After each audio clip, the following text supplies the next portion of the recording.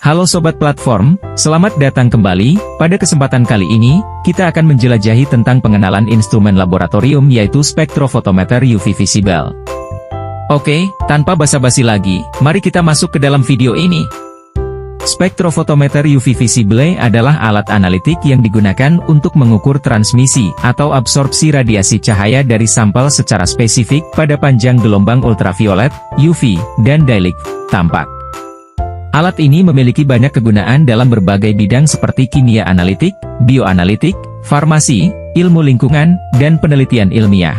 Spektrofotometer UV visible terdiri dari sumber cahaya, contohnya lampu deuterium untuk UV dan lampu tungsten halogen untuk tampak, monokromator, sampel kuvet, detektor, dan pemroses sinyal. Prinsip kerja alat ini mencakup proses cahaya yang melewati sampel kuvet, kemudian diperluas oleh monokromator menjadi cahaya tunggal sesuai dengan panjang gelombang yang dicari, dan intensitas cahaya yang diabsorbensi oleh sampel diukur oleh detektor. Hasil dari analisis ini dapat digunakan untuk mengidentifikasi nilai absorpsi sampel dan menentukan kadar senyawa kimia dalam sampel tersebut. Selanjutnya, untuk menggunakan spektrofotometer UV visible, langkah-langkah umumnya adalah sebagai berikut. 1. Hubungkan alat ke sumber listrik dan nyalakan alat. 2. Pilih opsi pada menu untuk menentukan apakah akan mengukur absorbansi atau transmitansi. 3. Tentukan panjang gelombang yang diinginkan. 4. Bilas kuvet dengan Aquades, lalu isikan dengan larutan blanko. 5. Masukkan kuvet berisi blanko ke dalam spektrofotometer dan tekan Auto Zero untuk menolkan absorbansi atau transmitansi. 6. Keluarkan kuvet blanko dari spektrofotometer, bilas kuvet dengan Aquades, lalu isi dengan larutan sampel yang akan diukur absorbansi atau transmitansinya. 7. Masukkan kuvet ke dalam spektrofotometer. 8. Tekan tombol Start, dan layar akan menunjukkan nilai absorbansi atau transmitansi dan merekamnya.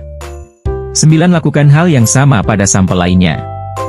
10. Catat dan simpan data hasil pengukuran. Namun, cara penggunaan spektrofotometer UV visible dapat bervariasi tergantung pada merek dan model alat yang digunakan. Oleh karena itu, sebaiknya pengguna selalu membaca petunjuk penggunaan yang disediakan oleh produsen alat sebelum menggunakannya. Selanjutnya, spektrofotometer UV visible memiliki beberapa komponen penting yang bekerja secara sinergitik untuk mengukur transmisi atau absorpsi radiasi cahaya dari sampel secara spesifik pada panjang gelombang ultraviolet, UV, dan daylight tampak.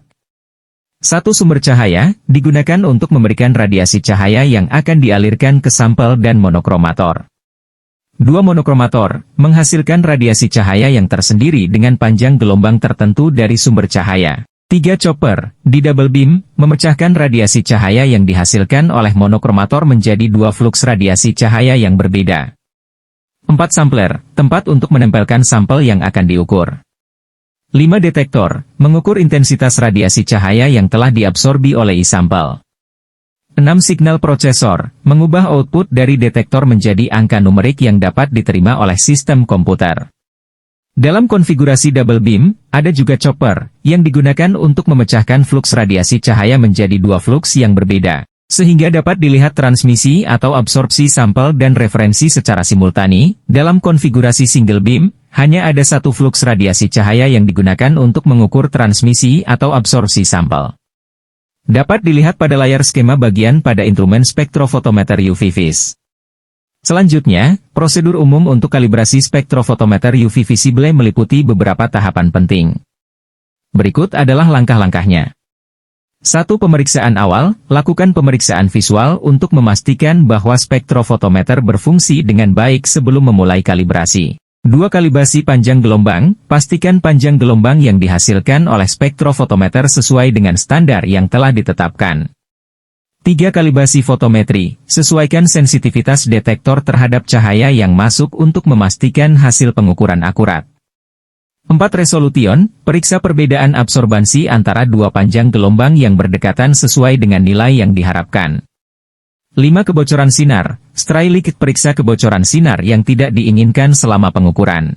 Langkah-langkah ini penting untuk memastikan bahwa spektrofotometer memberikan hasil pengukuran yang akurat dan dapat diandalkan. Selalu pastikan untuk mengikuti petunjuk dari produsen alat dan standar kalibrasi yang berlaku. Selanjutnya, Troubleshooting pada spektrofotometer UV visible melibatkan beberapa langkah untuk mendeteksi dan memperbaiki masalah yang mungkin terjadi dalam operasional alat ini. Berikut adalah beberapa masalah yang sering dialami dan solusinya. 1. Peristiwa khusus. Jika alat menunjukkan peristiwa khusus seperti alam, periksa manual instruksi penggunaan alat untuk memahami arti alarm tersebut. 2. Kalibrasi, pastikan alat telah dirawat dengan benar dan kalibrasi sesuai dengan standar yang telah ditetapkan. 3. Keausan optik, periksa optik alat seperti sumber cahaya, monokromator, dan cuvet untuk mengecek keausan yang mungkin telah terjadi. 4. Kebocoran radiasi, periksa kebocoran radiasi yang mungkin terjadi seperti kebocoran sinar yang tidak diinginkan selama pengukuran.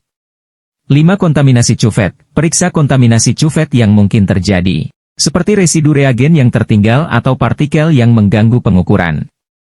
6. Kabel dan konektor, periksa kondisi kabel dan konektor yang digunakan untuk mengirimkan signal ke komputer atau dalam alat sendiri. 7. Stabilitas listrik, periksa stabilitas listrik yang digunakan untuk alat, karena stabilitas listrik yang buruk dapat mempengaruhi hasil pengukuran. 8. Software, periksa program atau software yang digunakan untuk mengumpulkan dan menganalisis data, seperti versi yang terbaru atau update yang telah diterapkan. Jika masalah masih tidak dapat diatasi dengan cara di atas, silakan hubungi produsen alat atau pelayanan teknis untuk bantuan lebih lanjut. Terakhir, pembacaan hasil pengukuran ini bisa digunakan untuk mengidentifikasi struktur kimia, menguji kualitas produk, dan melakukan analisa kinetika reaksi. 1. Nilai absorpsi, absorptivity, angka yang menunjukkan persentase cahaya yang diabsorpsi oleh sampel pada suatu panjang gelombang. 2. Transmitansi, T, persentase cahaya yang melalui sampel relatif dengan cahaya yang masuk ke dalam cuvet.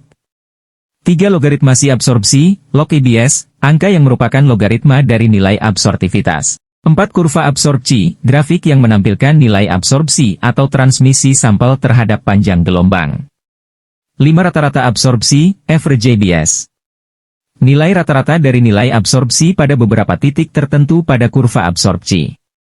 6. Titrasi maksimum, max, panjang gelombang yang memiliki nilai absorpsi maksimal. 7. Bandwidth, lebar bandwidth yang merujuk pada lebar titrasi maksimum. Pembacaan hasil analisis spektrofotometer UV-Vis melibatkan interpretasi grafik dari absorptivitas, absorption, atau transparansi, transmission, sampel berdasarkan intensitas sinar yang diabsorbir atau ditransmiskan oleh sampel tersebut. Berikut adalah langkah-langkah umum dalam pembacaan data spektrofotometri UV-Vis, dapat dilihat pada layar.